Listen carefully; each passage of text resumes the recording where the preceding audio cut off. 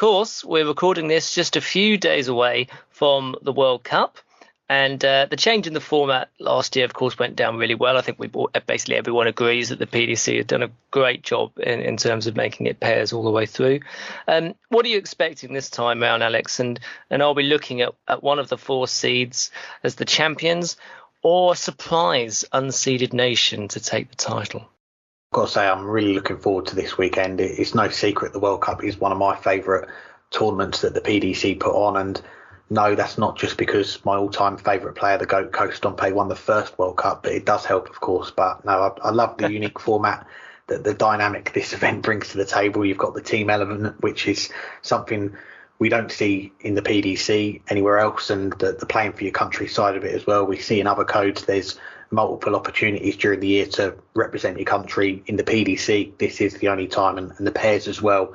Yeah, I think that was a very popular move. Probably one of the most popular press releases we've seen from the PDC in recent times was the one when they announced the changes to the World Cup going to all pairs last year. And I think the changes last year brought the World Cup to life for me. Belgium, they were a big part of it, we've got to say. Dimitri van der Bergen and Kim Huybrechts, they were on non-speaking terms. They were giving each other the silent treatment at the start of the World Cup last year. They agreed to put their differences aside for the rest of the tournament, and wow, they served up some entertainment that weekend. The last leg thrillers with the Netherlands and Australia, and then you had the another one as well against Wales.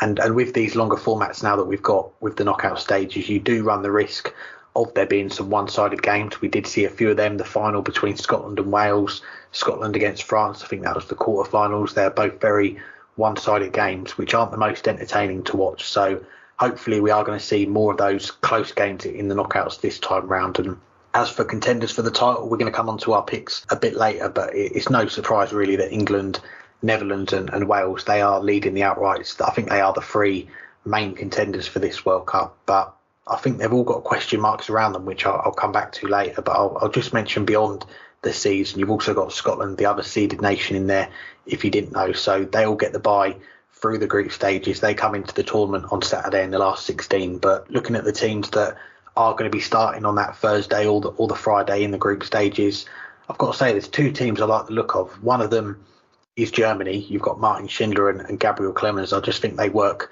so well together as a team. And you mentioned earlier about the crowds on the Euro Tour in Germany. I don't know if Germany are going to be playing whilst the football team are going to be playing whilst the darts team are playing, but maybe that could play a part as well. And the other one, Northern Ireland, you've got Josh Rock, who's new to the World Cup this year, with Brendan Dolan.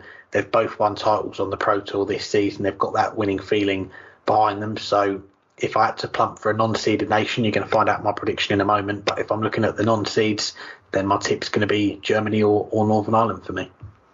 I think what you'll also see this year is, because it's the second year that it's this format has come into existence, you're going to see a better standard because a lot of those players that played last year are returning. So I think that they're going to be much more comfortable playing in that environment and much more used to what's going to be expected of them. Obviously, you spoke to Bahrain last week, and I think you will see a much stronger showing from them. And it was pretty good last year, in fairness, but I think they'll be much better off this year, for example. And I don't think that the novelty has worn off yet, which I think is great. I think this format, we want all darts fans basically want it to stay, really, and it's lovely that that all the nations get 2 games, so it isn't just a one and done job. A lot of them are travelling from a long way to get there, and you're guaranteed at least $2,000 each, which is just lovely to be speaking about, really. I think if I had to pick out, obviously you could make a case for a lot of the smaller nations. I would say Latvia probably would be one that perhaps people aren't talking about much. They didn't fare too badly last year. I think it's possibly a stronger pairing this time round. And of course, if Burton was here, he'd be doing a US of A chant, wouldn't he? So I'm going to try and follow in those footsteps and just mention Hong Kong, because that's half my heritage, of course. And Chukne, Hao Wan to Hong Kong. That's me murdering Cantonese, unfortunately.